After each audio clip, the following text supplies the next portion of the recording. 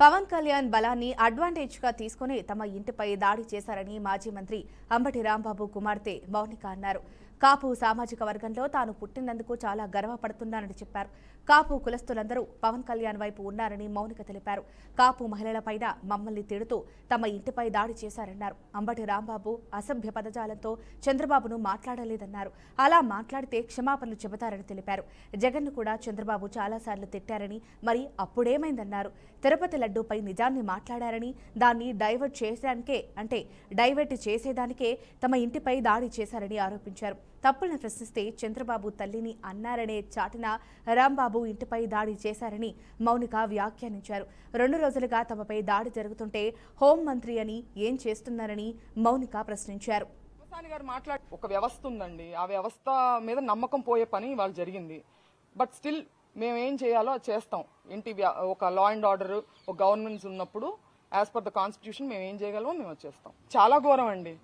I'm a doctor two, I respect him as a doctor. But ఆయన అంత పేరు ప్రఖ్యాతి సంపాదించి అంత చదువుకొని ఇంకా ఆటవికంగా సినిమా చూపిస్తాము. మీరు చూపించేది ఏంటండి సినిమా? మీరు లా ఫాలో అయ్యే వాళ్ళైతే లానే చూపించింది సినిమా. మీరు ప్రత్యేకించి మీరు చూపించాల్సిన అవసరం లేదంటే మీరు వార్నింగ్ చేస్తున్నారు.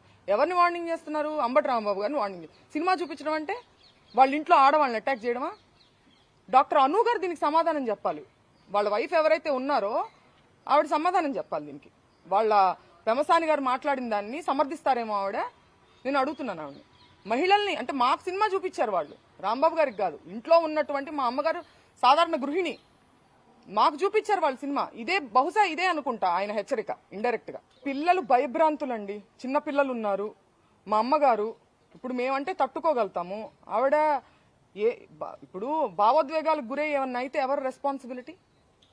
వాళ్ళు గ్యాపులుగా లోపలికి ఎంటర్ అవడానికి ట్రై చేస్తూనే ఉన్నారు. అన్ని మీరు చూడొచ్చు ఎలా పగలు కొట్టారో, బ్యాక్ సైడ్ కూడా మీరు చూడొచ్చు. రాంబాబు గారు, అంబటి రాంబాబు గారు నిజానికి భయపడతారు, బెదిరింపులకు కాదు, ఇలాంటి చీప్ టాక్టిక్స్ కి కాదు. నేను చిన్నప్పటి నుంచి చూస్తున్నాను ఆయన్ని. నిజం ఉంటే, పాయింట్ ఉంటే, లాజిక్ ఉంటే భయపడతారు. ఒక వ్యవస్థ ఉందండి, ఆ వ్యవస్థ మీద నమ్మకం పోయే పని ఇవాళ జరిగింది.